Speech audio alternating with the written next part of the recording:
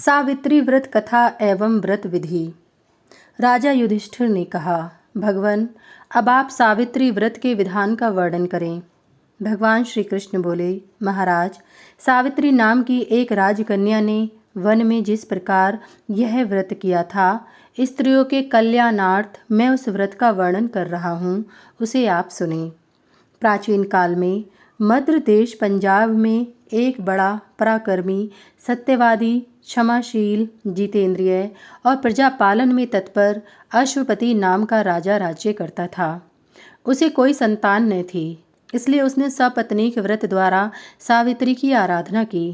कुछ काल के अनंतर व्रत के प्रभाव से ब्रह्मा जी की पत्नी सावित्री ने प्रसन्न हो राजा को वर दिया कि राजन, तुम्हें मेरे ही अंश से एक कन्या उत्पन्न होगी।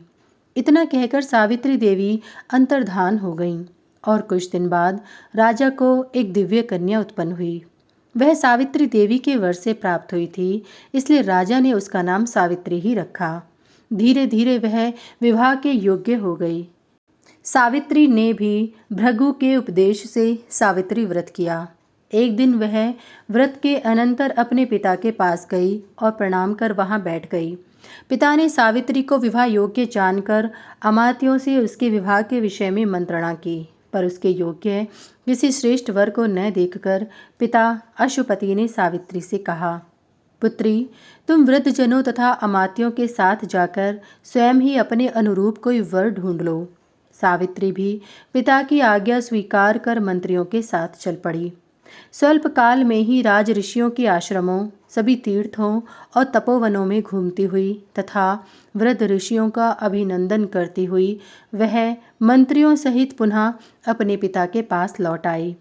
सावित्री ने देखा कि राजसभा में देवऋषि नारद बैठे हुए हैं। सावित्री ने देवऋषि नारद और पिता को प्रणाम कर अपना वृतांत इस प्रकार बताया। महाराज, शाल्व देश में घुमतसेन नाम के एक धर्मात्मा राजा हैं। उनके सत्यवान नामक पुत्र का मैंने वरण किया है। सावित्री की बात सुनकर देव ऋषि नारद कहने लगे, राजन, इसने बाल्य स्वभाववश उचित निर्णय नहीं लिया। यद्यपि घुमतसेन का पुत्र सभी गुणों से संपन्न है, परंतु उसमें एक बड़ा भारी दोष है कि आज के ही दिन ठीक 1 वर्ष के बाद उसकी मृत्यु हो जाएगी। देवऋषि नारद की वाणी सुनकर राजा ने सावित्री से किसी अन्य वर को ढूंढने के लिए कहा। सावित्री बोली, राजाओं की आज्ञा एक ही बार होती है। पंडित जन एक ही बार बोलते हैं और कन्या भी एक ही बार दी जाती है। ये तीनों बातें बार बार नहीं होती। सत्यवान दीर्घायु हो अथवा अल्पायु, निर्गुण हो या गुणवान, मैंने तो उसका वरण कर ही लिया। अब मैं दूसरे पति को कभी नहीं चुनूंगी। जो कहा जाता है उसका पहले विचार पूर्वक मन में निश्चय कर लिया जाता है और जो वचन कह दिया जाए वही करना चाहिए। इसलिए मैंने जो मन में निश्चय कर कहा है मैं वही करूंगी। सावित्री का ऐसा निश्चय युक्त वचन सुनकर नारद जी ने कहा, राजन, आपकी कन्या को यही अभीष्ट है तो इस कार्य में शीघ्रता करनी चाहिए। आपका यह दान कर्म निर्विघ्न संपन्न हो। इस तरह कहकर नारद मुनि स्वर्ग चले गए और राजा ने भी शुभ मुहूर्त में सावित्री का सत्यवान से विवाह कर दिया। सावित्री भी मनोवांछित पति प्राप्त कर अत्यंत प्रसन्न हुई। दोनों अपने आश्रम में सुखपूर्वक रहने लगे, परंतु नारद मुनि की वाणी सावित्री के हृदय में खटकती रहती थी। जब वर्ष पूरा होने को आया तब सावित्री ने विचार किया कि अब मेरे पति की मृत्यु का समय समीप आ गया है। यह सोचकर सावित्री ने भाद्रपद मास के शुक्ल पक्ष की द्वादशी से 3 रात्रि का व्रत ग्रहण कर लिया और वह भगवती सावित्री का जप ध्यान पूजन करती रही। उसे यह निश्चय था कि आज से चौथे दिन सत्यवान की मृत्यु होगी। सावित्री ने 3 दिन रात नियम से व्रत किए। चौथे दिन देवता पितरों को संतुष्ट कर उसने अपने ससुर और सास के चरणों में प्रणाम किया। सत्यवान वन से काष्ठ लाया करता था। उस दिन भी वह काष्ठ लेने के लिए जाने लगा। सावित्री भी उसके साथ जाने को उद्यत हो गई। इस पर सत्यवान ने सावित्री से कहा, वन में जाने के लिए अपने सास ससुर से पूछ लो। वह पूछने गई। पहले तो सास ससुर ने मना किया, किंतु सावित्री के बार बार आग्रह करने पर उन्होंने जाने की आज्ञा दे दी। दोनों साथ साथ वन में गए। सत्यवान ने वहां काष्ठ काटकर बोझ बांधा, परंतु उसी समय उसके मस्तक में महान वेदना उत्पन्न हुई। उसने सावित्री से कहा, प्रिय, मेरे सिर में बहुत व्यथा है, इसलिए थोड़ी देर विश्राम करना चाहता हूँ। सावित्री अपने पति के सिर को अपनी गोद में लेकर बैठ गई। इतने में ही यमराज वहां आ गए। सावित्री ने उन्हें देखकर प्रणाम किया और कहा, प्रभु, आप देवता, दैत्य, गंधर्व आदि में से कौन हैं? मेरे पास क्यों आए हैं? धर्मराज ने कहा, सावित्री, मैं संपूर्ण लोकों का नियम करने वाला हूँ। मेरा नाम यम है। तुम्हारे पति की आयु समाप्त हो गई है, परंतु तुम पतिव्रता हो, इसलिए मेरे दूत इसको न ले जा सके, अतः मैं स्वयं ही यहाँ आया हूँ। इतना कहकर यमराज ने सत्यवान के शरीर से अंगुष्ठ मात्र के पुरुष को खींच लिया और उसे लेकर अपने लोक को चल पड़े। सावित्री भी उनके पीछे चल पड़ी। बहुत दूर जाकर यमराज ने सावित्री से कहा, पतिव्रते, अब तुम लौट जाओ। इस मार्ग में इतनी दूर कोई नहीं जा सकता।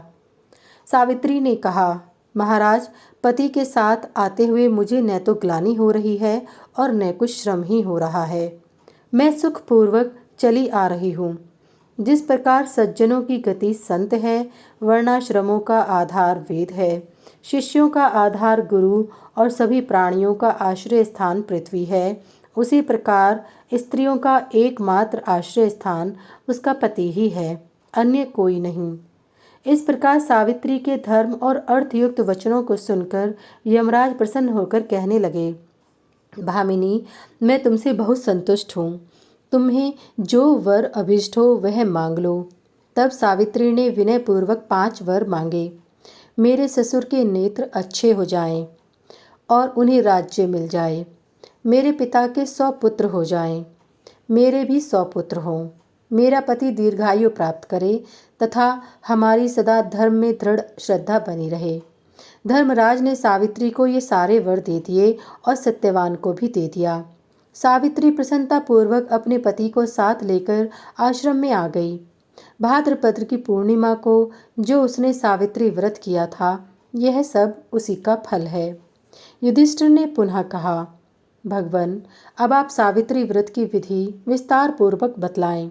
भगवान श्री कृष्ण ने कहा, महाराज, सौभाग्य की इच्छा वाली स्त्री को भाद्रपद मास के शुक्ल पक्ष की त्रयोदशी को पवित्र होकर 3 दिन के लिए सावित्री व्रत का नियम ग्रहण करना चाहिए। यदि 3 दिन उपवास रहने की शक्ति न हो तो त्रयोदशी को नक्त व्रत, चतुर्दशी को अयाचित व्रत और पूर्णिमा को उपवास करे। सौभाग्य की कामना वाली नारी नदी, तड़ाग आदि में नित्य स्नान करे और पूर्णिमा को सरसों का उपटन लगाकर स्नान करें। यथाशक्ति मिट्टी, सोने या चांदी की ब्रह्मा सहित सावित्री की प्रतिमा बनाकर बांसे के एक पात्र में स्थापित करें और 2 रक्त वर्ण के वस्त्रों से उसे आच्छादित करें। फिर गंध, पुष्प, धूप, दीप नैवेद्य से पूजन करें। कूष्मांड, नारियल, ककड़ी, तुरई, खजूर, कैथ, अनार, जामुन, जंबीर, नारंगी, अखरोट, सप्तधान्य, कटहल, गुड़, लवण, जीरा, अंकुरित अन्न, सप्तधान्य तथा गले का डोरा, सावित्री सूत्र आदि सब पदार्थ बांस के पात्र में रखकर सावित्री को अर्पण कर दें। रात्रि के समय जागरण करें। गीत, वाद्य, नृत्य आदि का उत्सव करें। ब्राह्मण सावित्री की कथा कहें। इस प्रकार सारी रात्रि उत्सव पूर्वक व्यतीत कर व्रती नारी सब सामग्री सहित सावित्री की प्रतिमा श्रेष्ठ विद्वान ब्राह्मण को दान कर दें। यथाशक्ति ब्राह्मण भोजन कराकर स्वयं भी हविष्यान भोजन करें।